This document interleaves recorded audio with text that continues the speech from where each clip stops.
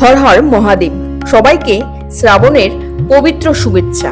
শ্রাবণ মাস মানেই তো মহাদেবের আরাধনা। আর আজকে শ্রাবণ মাসের দ্বিতীয় সোমবার। এই বিশেষ দিনে আমরা চলে এসেছি এক ঐতিহাসিক তীর্থক্ষেত্রে, নদিয়া জেলার শিবনিবাস। বলা হয় ভারতের সবচেয়ে বড় শিবলিঙ্গর মধ্যে অন্যতম। সেরা শিবলিঙ্গ হিসাবে অধিষ্ঠিত হয়েছে এখানে। রাজা কৃষ্ণচন্দ্রের স্মৃতি বিজড়িত এই স্থান যেমন ঐতিহাসিক তেমনি ধার্মিক দিক থেকে অনন্য। চলুন আজকের যাত্রাটা একদম শুরু থেকে শেষ পর্যন্ত একসাথেই উপভোগ করি। আমরা অবশেষে এসে পৌঁছালাম শিবনিবাসে। আজকের দিনটা শ্রাবণের দ্বিতীয় সোমবার হওয়ায় চারিদিকে এক দারুণ ভক্তিপূর্ণ পরিবেশ। সকাল থেকেই ভক্তদের ঢল নেমেছে। নদিয়ার এই শিবনিবাস কিন্তু সাধারণ কোনো মন্দির নয়।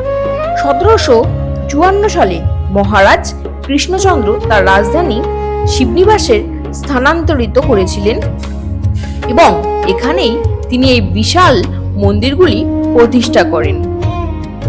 শিবনিবাসের প্রধান আকর্ষণ হলো রাজরাজেশ্বর মন্দির। মন্দিরে প্রবেশ করতেই মন শিহরিত হয়ে ওঠে। এখানে বিরাজ করছেন বাবা রাজরাজেশ্বর। এটি একটি বিশাল আকারের কষ্টিপাথরের শিবলিঙ্গ, যার উচ্চতা প্রায় 9 ফুটের বেশি। শ্রাবণের দ্বিতীয় সোমবারে বাবাকে এমনভাবে দর্শন করতে পারা সত্যি ভাগ্যের ব্যাপার। রাজরাজেশ্বর মন্দির এর ঠিক পাশেই রয়েছে রাজেশ্বর মন্দির। এখানেও রাজরাজেশ্বরের মতোই বড় একটি শিবলিঙ্গ রয়েছে। ইতিহাসে বলে মহারাজ কৃষ্ণচন্দ্র তার 2 রানীর নামে এই দুটি মন্দিরের নামকরণ করেছিলেন। এখানে শুধু ধর্মীয় গুরুত্বই নয়, ইতিহাস এবং প্রাকৃতিক সৌন্দর্যও আপনাকে মুগ্ধ করবে।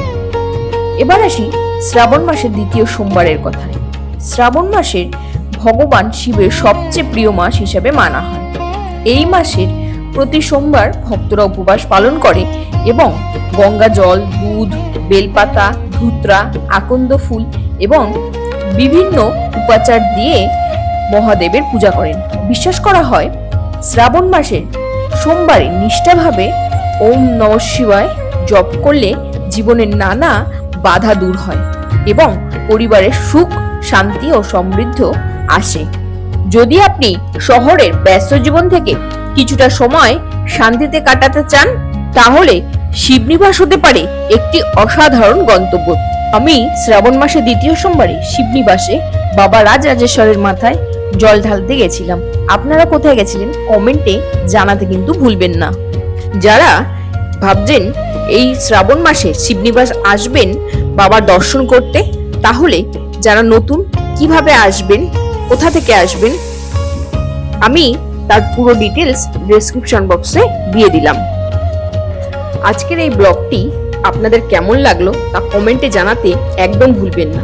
ভালো লাগলে লাইক, শেয়ার করুন এবং চ্যানেলটিকে সাবস্ক্রাইব করে সাথে থাকুন।